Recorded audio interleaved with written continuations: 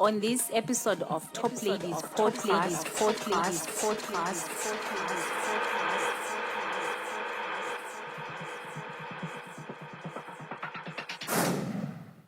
Hello, good people. Welcome once again to Top Ladies Podcast. And today, tonight, eat and sip. Idare irori kuti zvenye tinenge tichidiscover zvinhu zvakasiyana siyana my past episodes. And today on the panel, from my left, Tough Lion. Samantha. Encourage. Alright, so starting off, tautangani nyaya yekuti what is marriage? Marriage ichiri yakafanana here neyakudhara. Tidai kutaura yemudiaspora especially. Mazuano, you can't compare marriage yekudhara naizvezvi. Mona. Ezinezvi hapana mamarriage atiri kuona mazuano haasi kulasta maiziya mazuano kuitisana zvochokwadi muona because at the end marriage yamazuano yainyaya yekuti unongochigena chii yanyaya yekugaina muona kuti mimi kana pamwe mune gauro mune mari inini handina mari ndokunyengerai mari muona ende ufanira kuti mazuano even kana kuroora chako bhebhi rogona kutozviroora Kutobvisa mari. because nokuonekirwa nengomari maiziya mazuano hakuna chinonzi marriage mazuano Mupesa anenge aita sei? Anenge ati ndibatsire here paroora kana kuti. kana unenge watoona kuti bhebhi unongoda munhu wako pamwe handendisino nguva yacho mari yacho kuti plus iwe pamwe bako chinochiwa upressure unzi ufanira kubvisese kuroora ufanira kubvisira muona saka iwe ngoti ari ndikavhochi mumwe wangu muona Plus age inenge yafamba. makore afamba Kunyadzisa paderi. makore afamba Aiwa hapane vari kuzviroora nema 25. Sure. Age inenge yafamba here pa 25. 25 uri mukadzi watochembera Samantha. No, ndikuda kuzama kunzwisa point yarage because yes. And also nyaya yekuti hanzi 25 years munhu makore anenge afamba. Because atingamboti makore afamba pa 25 25 unenge uchitori mwana Yeah, pa 25 mbopo unenge waenda kuuniversity. Anda normal circumstances. kana chikoro unenge usati wambopedza pa 25. 25 kuchi kumukadzi aiwa mukadzi unofanira kunge wane kana kuti mwawana zvirirai chito mwana Because remember what you guys, more especially nowadays. Because kudhara, vasikana vaitanga zvodanana maybe vane more than 18. Nowadays vasikana vatanga kuma 12, 10. It is the end South Africa. So by the time you get to 25, zvatovhara, like watochembera. Chembere pakuti. Mileage, yeah. Mileage yechi. Okay, look at it this way. Right? Okay. So, urgona iwo pangwe ni 18. Wenyengo na kumana ni 18. No. Right? Because vadika ndi. Yes. So, demographic yacho manje varume nevakadzi yakasiyana pakuti time yaunotanga kudate wewe kana chete takaenzana. Ukatanga ne 18 by that time indesanda kutogeta mari. So no one loves you. Ndozotanga ndato more than 25. Of which you only watanga wine 16. So mileage yako inenge yatokura nditaura. Asi chinodhamba. Achidambe but okay chinodamba but Achidambe and achihodwe. no, but this is what you need to understand kuti innocence yemukadzi iri pakuzvibata. ndizvozvo chacho You know what I mean? Iri pakuzvibata. So But once watadza we kuzvibata. also have my 25-year-old virgins out there. Do you know that? Even my 30 That years. means mileage chiripo. Yeah, so we should not judge dance here at a certain age. Chinenge chadhamba because chevamwe haisati chashanda. Plus chero mileage ikafamba unongo chinyatsotsvaga ari perfect. Unongo usatowana ari perfect. hakuna munhu ari perfect They're not perfect. ndiani ari perfect Okay, what's Okay. I do? iwo kana uchiti munhu ari perfect utaura kuti chikwe Okay. Let me explain. Anditi. Point yangu iri pakuti nini. Haisi nyaya yekuti munhu anouya ari perfect. But in a relationship muri mese munodzidzana uchidzidza zvandoda ini ndichidzidza zvaunodawo kusvika palevel rekuti tese tinenge takufambirana panzvimbo 1 kusvika palevel rekuti iwewe unenge wakuziva kuti ini ndoda izvi ini ndakuziva kuti iwewe unoda izvi takuenderana pasame level ndokuva perfect kwandiri kutaura. I'm not saying kuti munhu anoya no hakuna munhu ari perfect. So can you add Peter Mary as part of being perfect? Yes. Is it? Who doesn't want money? So kana ndiri muromba I'm not perfect. No, you're not. Unoleka somewhere. Ndengone pauri kuleka. Unogara pai. Uona ndosa uperfect usati kwenyu uri papi. Pakuva a perfect partner anoronga pamari dzako dzauri kuunza. Let me be on your toita budget. sei togadzirise chii. muona Totenga mota here, toroorana here, todii. muona ndosaka ma That's a marriage perfect uona partner. ndosaka sora kukata ko but ndosaka ma marriage acho atsiri kulasa muona bozo ochandira mari handidi wandira mari kozvakadhako Vazhinji vacho hamuna mari asi munochema kuti ndadirwa mari. Vakadzi tinongotaura kuti tinoda murume anokwanisa kutichengeta. provider exactly ndodowo murume wekuti sezvatiri kungoita so zvokuti ndiri kutorumawo nyama ndichidya kudai so ndichitonwawo drink.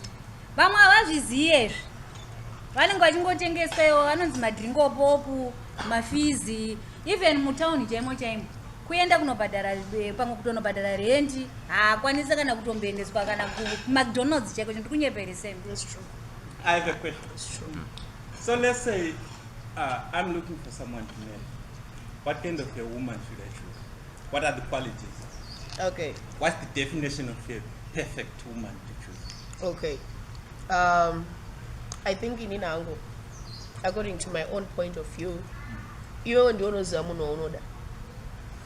Anditi unoziva kuti ini ndoda mukadzi ane shape yakadai so asingamwe hwahwa anomwa drink chete anomwa mvura chete waiziya. Saka iwewe ndiwo ungatoti ndiwo unenge utori a perfect chinhu chekuti ungati pamukadzi ndingada munhu akadai so. No, but I mean like those natural or normal qualities that maybe we all can share in common. Like for example, Munasiri would. Okay, What's what's Huh? Yeah, it's difficult. No, I'm giving like as an example. What are the natural qualities? Then I mentioned those things. okay? But asiri ure. Because the munzoji mentioned anya ure because I was going to ask you what's the definition of ure? According to Mapura Tegatesu, ure mukadzi wa murume anongopasa pakati regardless. Anongopasa pakati Regardless. but jamani manje tese tiri mahure Yeah, ndo zviri kunetsa. No, but what I'm saying, because marriage and being in love is two different things, right? Yeah. Was not going to get through. Not going to get through one, not but in the so when it comes to personal preference now, let's say we're chatting, right?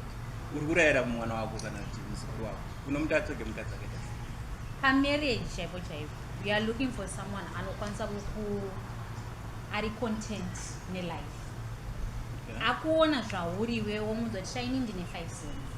I don't know if it's gonna multiply or not, but the vision is I want it to multiply. Muneo kudira 5 cents dzavo.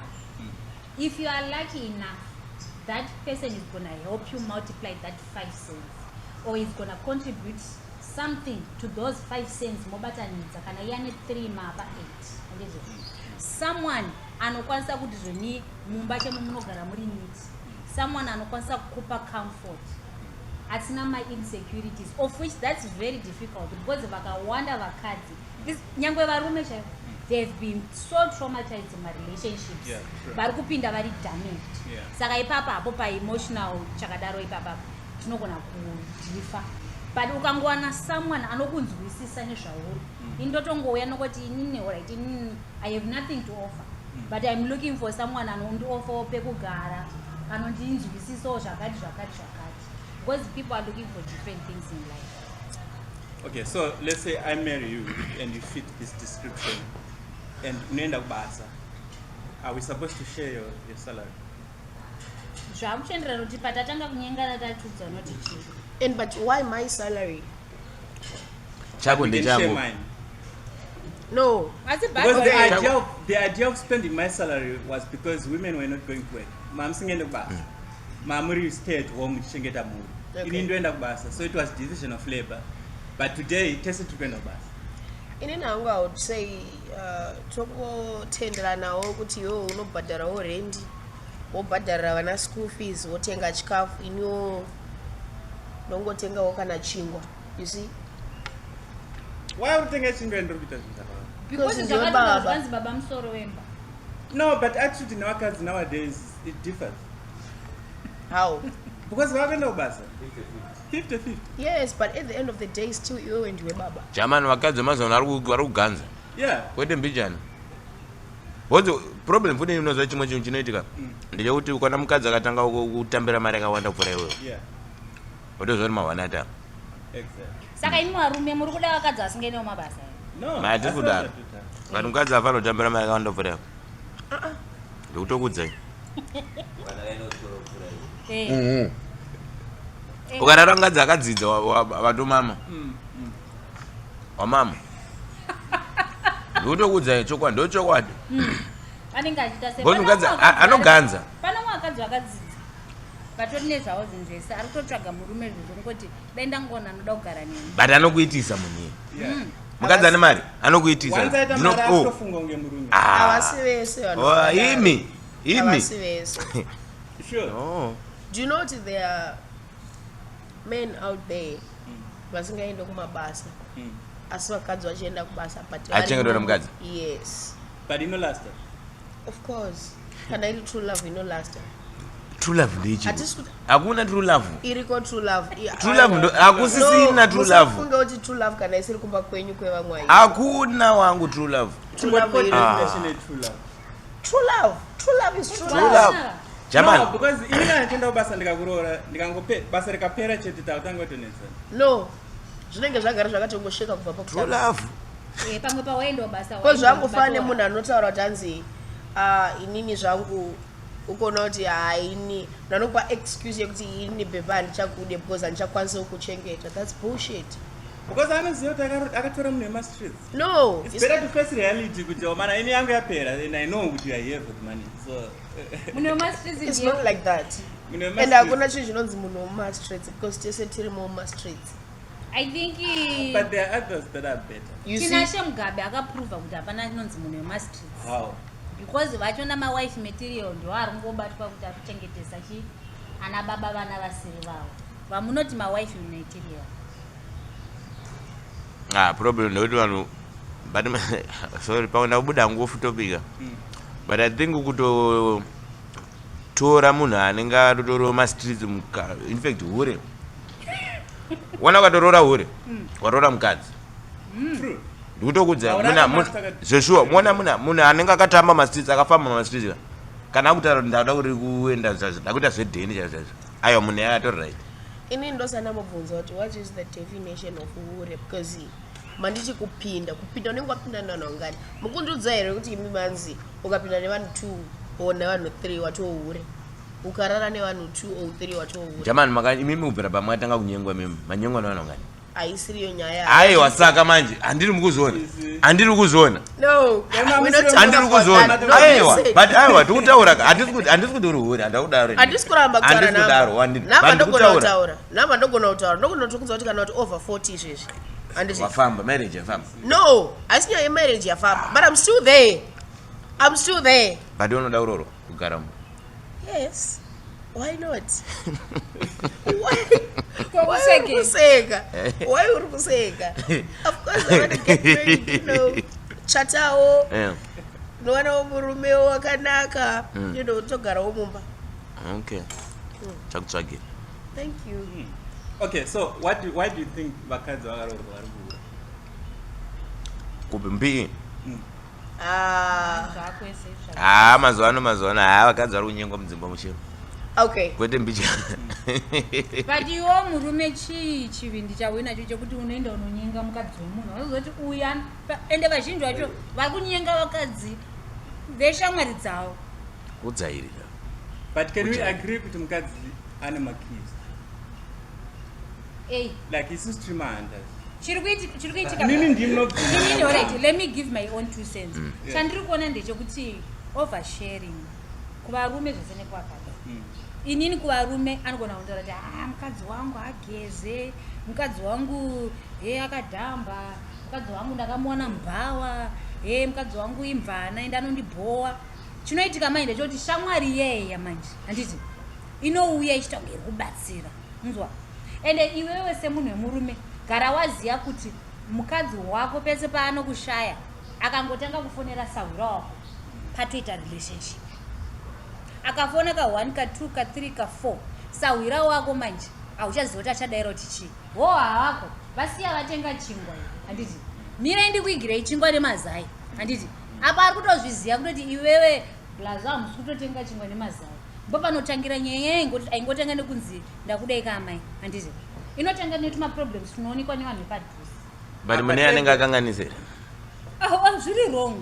Iwewe iwewe uri wrong murume uri kuenda unonyaya mukadzi wako nechi nemabhururu handiti, and then your friend handiti ari kutaridza kuti is not a true friend, angona kutokuisira kana muchetura chaiwo chaiwo. Aiwa kaba ndikuchengeta kamukadzi wako saka hapana problem. But arifana kuramba ndiani, because from the beginning isusu we ask you out imi mobvuma kana kuti moramba. Alright. So even if ari shamwari yangu, even if ari weaknail auya kwauri, you won't do names or no. And this is an open discussion. Inini mumba iwewe tough lion toti ndiwe murume wangu handiti unonondinyeya kuna ushu handiti zvakutorewa kuti pane some sort of abuse yandiri kuface. Kana ndichitaura kuti some sort of abuse, maybe mumba imomo handichatowana kana bonde, handichatowana kana emotional support handiti ndiri kuleka somewhere somehow. Pamwe hauchatondipa kana mari handiti sahwiro wako ari kuzviziva. So engo iyoyo ndo yaari kuita sei yaari kuuya nayo kuvanonyengwa kumabasa nemabhosi avo. Imi mune mambonyatsoita sei chinozosvika kuti pavakadzi venyu vakanyengwa kunze uko mobva vabvuma munenge maita sei? Ndo panaida kuyepa pekuti society iri kutrita kunge varume naturally mahure, vakadzi akanohura unenge wamupa reason yekuti ahure. Ndokunzwisa point yako. You get what I mean? That's why ari kuti soni imi mune maita sei kuti azodaro. Isn't it natural kuti tango mahure test out? So that's your point. That's my point. Okay. Okay, so fine. I'm gonna answer panyaya. I think let me just try to explain panyaya kutanzi tese tango mahure yoyo yekutanzi. Okay, fine.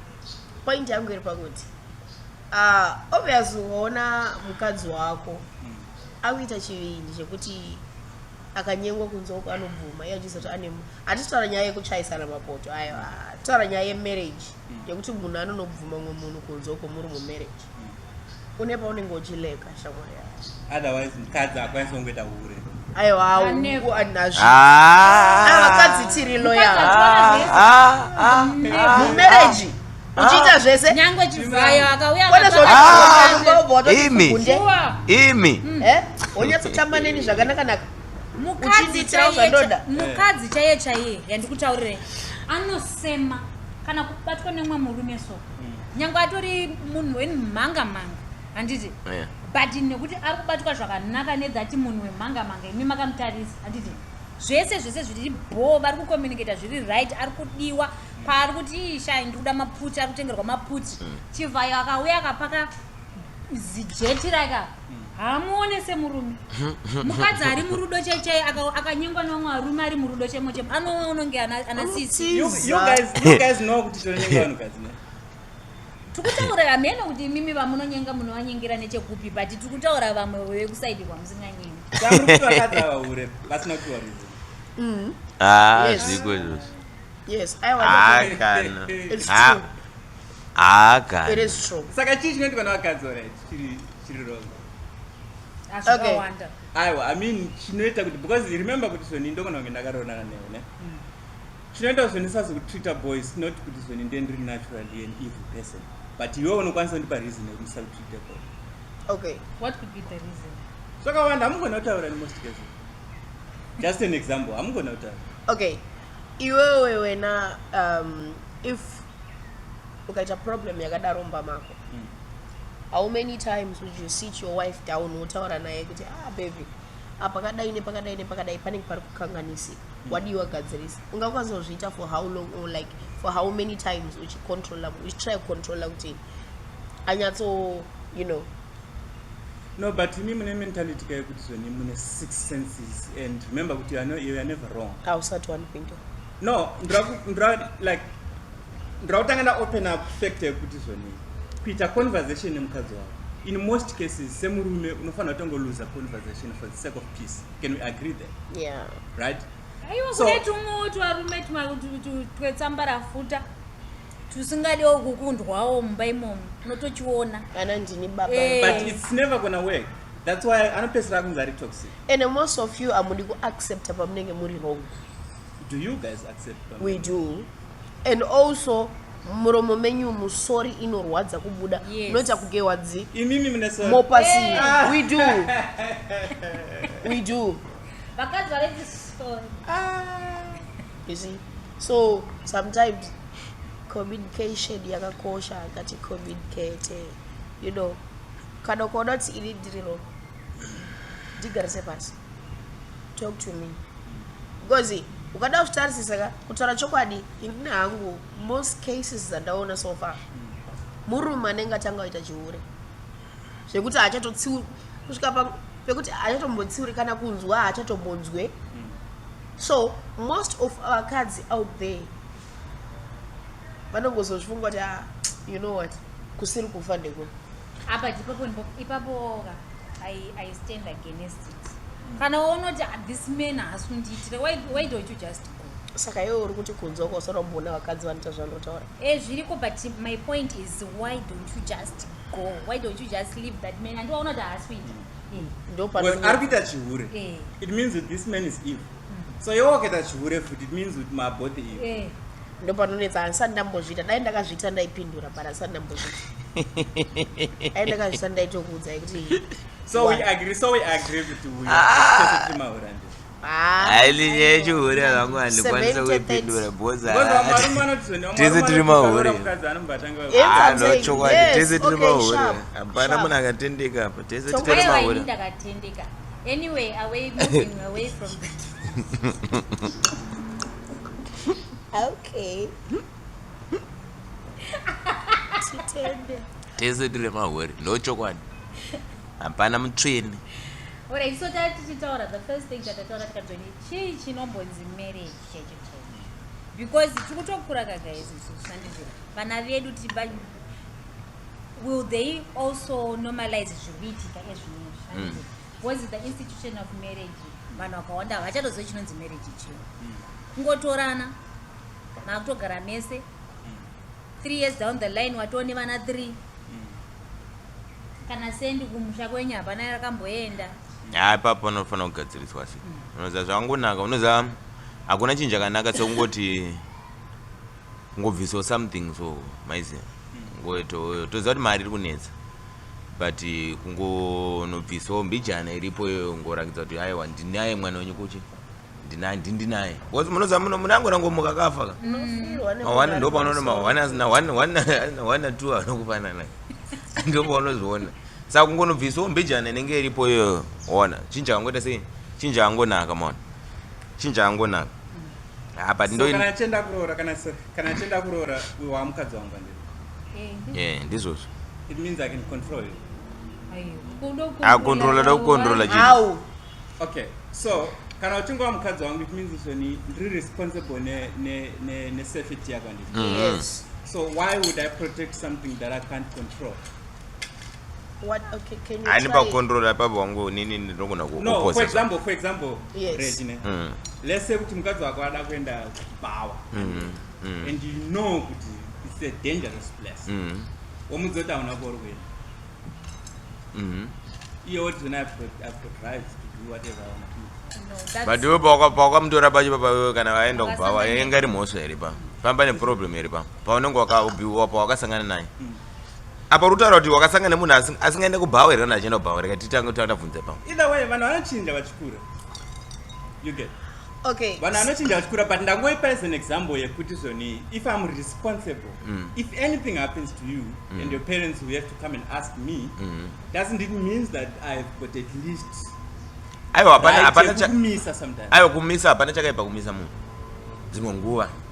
Ona. Kwakaramba, what do you do? As the protector. Marriage. Let's say asongochinja. No, marriage comes, it's an institution. It comes in with a set of rules.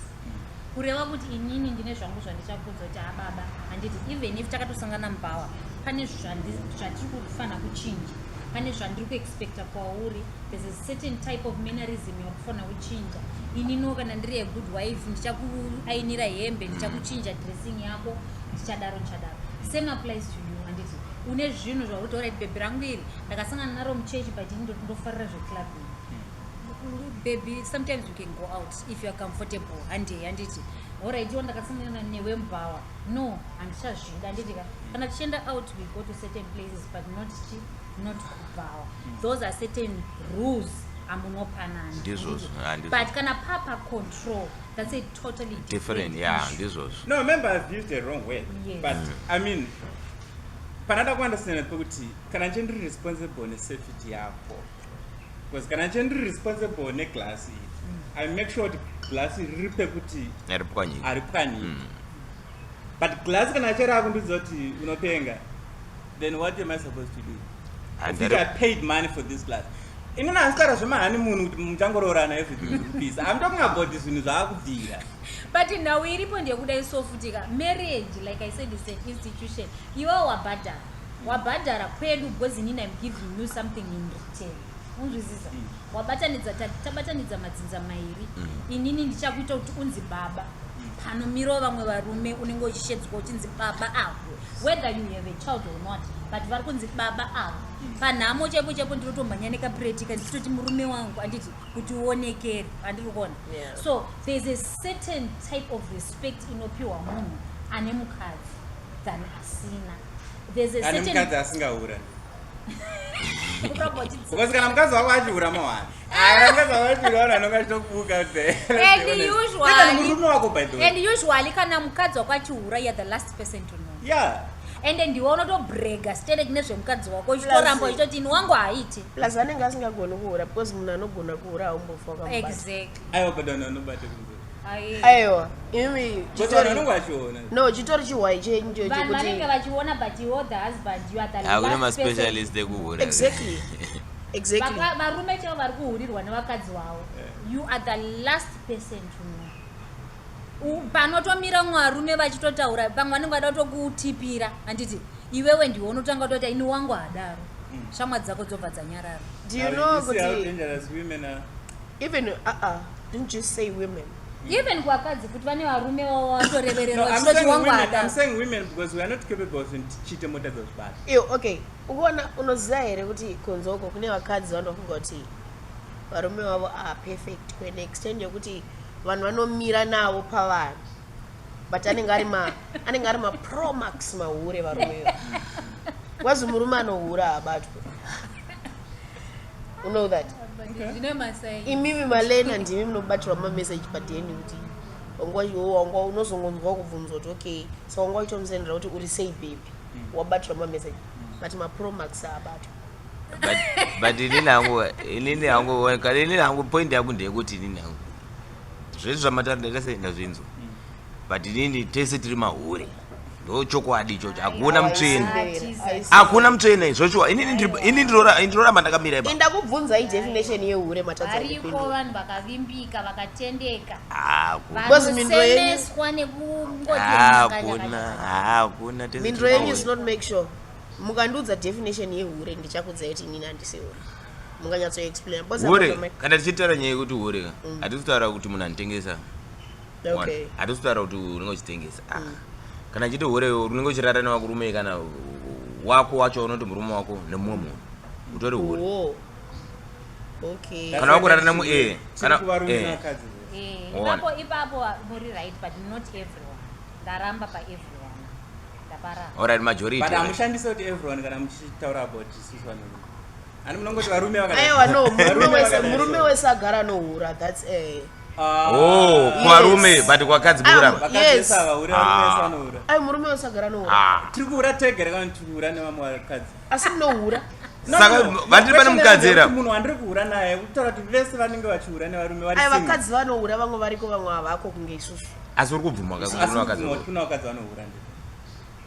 Vanohura nevarume avo. Handisi kuramba variko. Saka tese tiri mahura. Variko vasiri single vanohura. Saka tese tiri mahura. Tese tiri mahura. Papa handisi kuramba. Saka wabvuma ka tese tiri mahura. No, ukuramba chinipa pressure yekuti ndirambe ndichibvuma kuti tese tiri mahura. Tese handisi mahura. Murume wese anohura murume wese asi hakuna murume ari perfect. Handiti. Saka kuti kuvarume. Because ndimi unonyanya masi. Aiwa. But hatisi tinobvuma. Kwaro zviri kukurwadza sei uri kuramba uchitaura point yekuti mese muri mahura. No, tiri kuti tese. Tese. Not varume. No, not tese 70-30. I concur with you. Okay, vakadzi. Mungagodiko muri vakadzi mungagora mungagodiko muri vakadzi. Already I'm Amana. section Yeah. give us yes. Tiudze. Joni bvunzai yangu. But inini ndiri right inini. Bvunzai. Tese tiri ma right. Tese tiri mahure. Agreed. Ndikuda kuti ndisapotwe ipapo. Kuti tese tiri mahure. Ovuchisi kuramba. Avari kuramba vakadzi kuti anza. Wewe saka mbodana nemwe munhu achidana nemwe munhu iwe. No, that's not fair. Harisi hure. Why? Nongochi compare kana ku shopping cheko unoita nonzi. But process go around process. But uchirara nemwe munhu. Yes, you will be comparing. Akomana. Sika kuti kana uchingoita test driving what else to drive. Aiwa kana point yangu amukubata zvenyu but no uchida kuweya. You see? But process yacho chihura ndi. Aiwa icho chachisiura.